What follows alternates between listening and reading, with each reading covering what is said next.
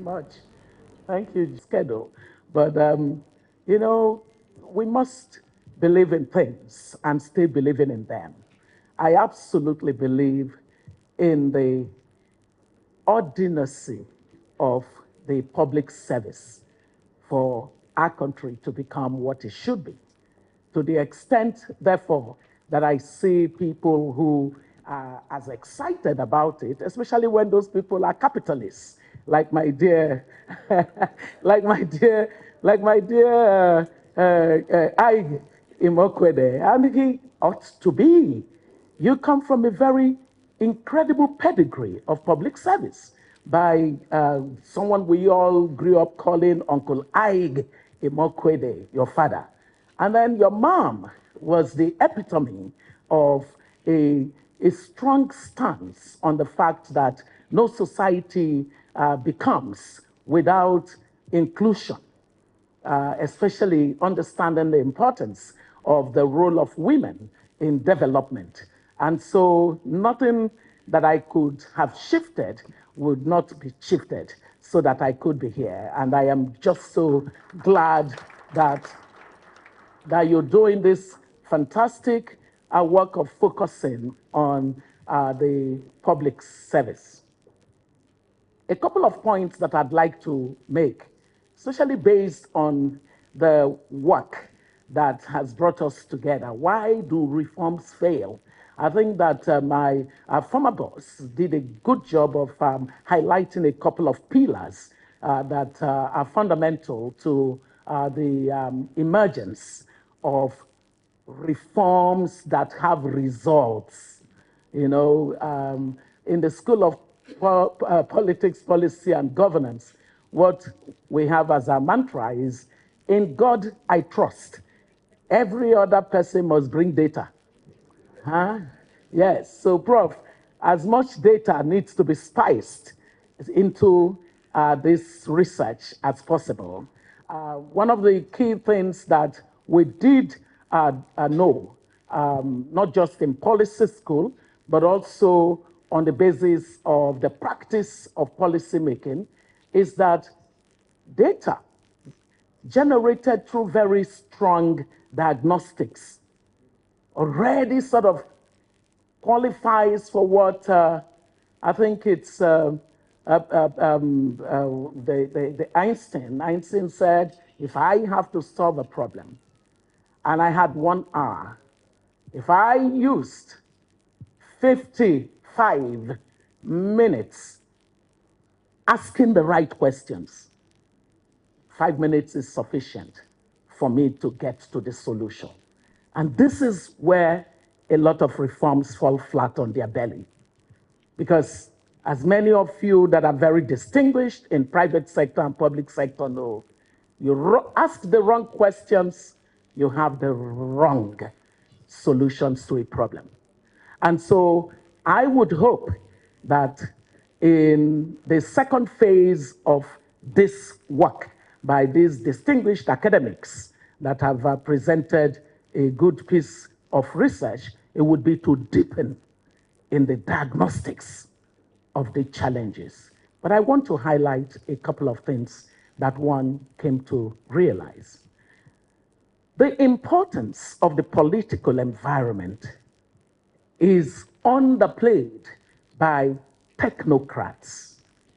And I have now come to the place where I say that Plato was correct. He'd said to the world, those who think that politics is beneath them will ultimately be ruled by their inferiors. The public service that has been introduced, whether by President Obasanjo, by the Ige Mokwede, speaking from the private sector perspective, the public service that we know is a public service that actually did attract the best of minds once upon a time. It did. If you went to the private sector, it was because you were not distinguished. And then suddenly, something distorted that. And the factor that distorted that has been the quality of our politics. Because the quality of our politics has incredible impact on the incentives that drive the choices of those who choose to stay in public service or those who choose to do better things with their lives. Now, for the heroes amongst the really great and credible ones who have remained in public service, we must be grateful, because that choice is not an easy choice to make. So that's one. We've got to pay more attention to our politics. I did not see an important highlight of the political context within which reforms happen. You just have, and that's where the data issue for me was important. I needed to see even a trend analysis of quality of politics approximated through quality of governance.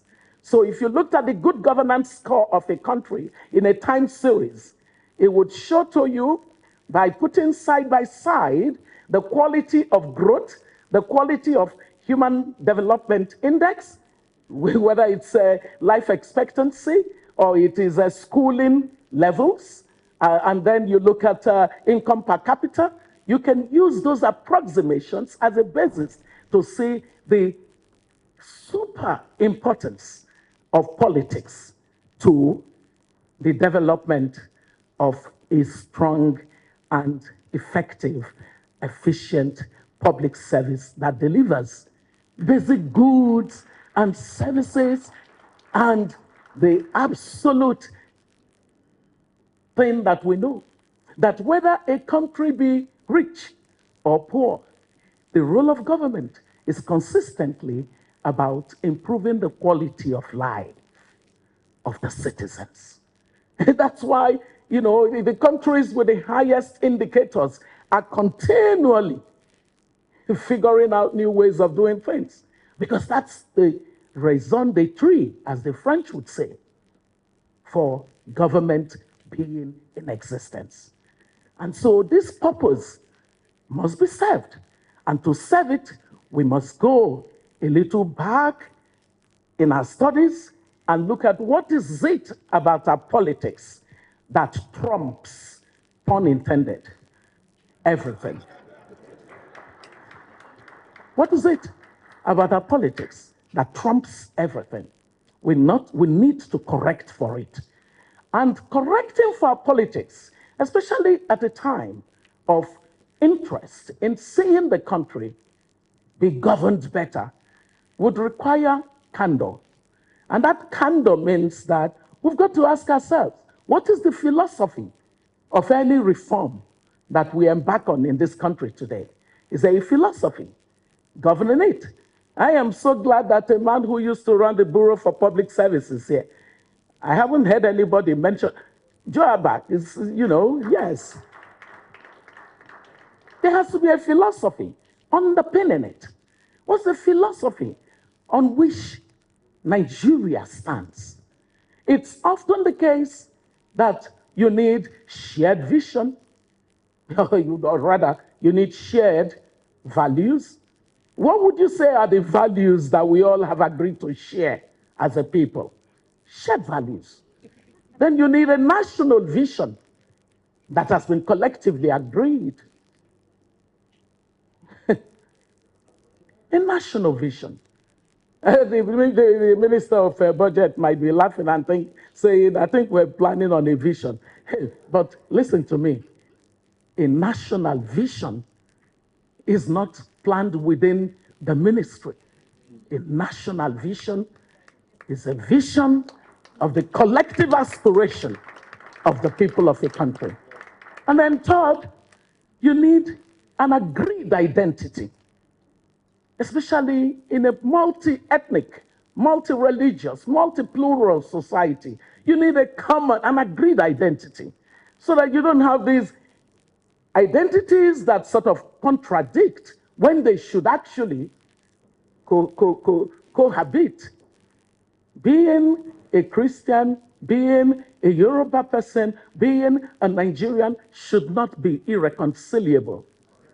we should be able to have that sense of a common identity on the basis of which we anchor our national vision and our shared values. Then you have pointed the public service on the direction to build. You can have the public service being given the burden to make the country great when the superstructures go in the opposite direction. That is an unkind expectation. So we do need to correct for this. It's fundamentally my point before I hand over the microphone. The other thing that I'd like to stress, therefore, is that the public service as we know it today is depleted of the analytical skills that really underpinned the effectiveness and efficiency of our public service in the era of those greats that were spoken of here today. Why? Because, frankly speaking, the real incentive in the public sector today is mostly transaction. Transaction. If you have a transaction public service, you're going to have a lot of buying and selling going on. If you compared the amount of time that our civil servants have to spend on things of purchase nature, contractocracy, it is an inordinate amount of time allocated to that activity compared to what their counterparts in Singapore, for example, have to do with their time. The minister and the permanent secretary are supposed to be envisioning. As they envision, then they enunciate the strategy for taking the vision forward. And then they have policies that endure to sustain them. And in some cases, codification through laws. And then they have execution. Now, within execution is that tiny thing called procurement. But guess what one found in the Nigerian civil service and public service at large? That little tiny thing called procurement became the dog rather than the tail. So what do you think happened? Procurement is the tail that wags the dog, instead of the dog wagging the tail. The incentive that drives this is, in fact, that the public service has sort of been supported to give up on itself. Some of these people labor to try to say we need to maintain certain levels of standards. But all the things that go on around them suggest that that's not the incentive. We're going to hide you under the staircase if you continue to talk about doing things right. Yeah. And then all of your inferiors are going to be put over you, because since you can't shut your mouth, we're going to tell you where you belong. Yeah. So it's a society that has thwarted the incentive and the disincentives and the sanctions. And this is within the context that you say to civil servants to be great. Oh, you have a hard time on that one. So we've got to think in terms of getting back the civil service to where it actually resembles the kind of policy cyclical arrangement that leads to results. And let me tell you, it is possible, and that's my story for you. Since my boss gave you some anecdotes, and some of you liked it, let me give you a little anecdote. When I was moved from due process to Ministry of Minerals, don't worry, I'll soon give you your microphone. Do you want the story? Yes. No, I won't give you two, I'll give you one. When I was moved to the Ministry of Minerals, I, I mean, I was upset. I was already, done, brought the due process with the bill for the act, done, and the unit was functioning as effectively as it could, but got the team that was steadily getting good work done. So it was time. I was going to go back to Kennedy School. And then my boss just said, no, sending you to minerals to go solve that problem.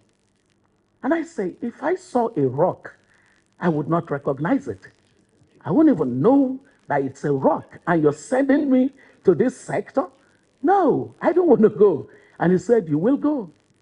And he said something that I would always remember because it's proven to be true. He said, it's about the fungibility of knowledge.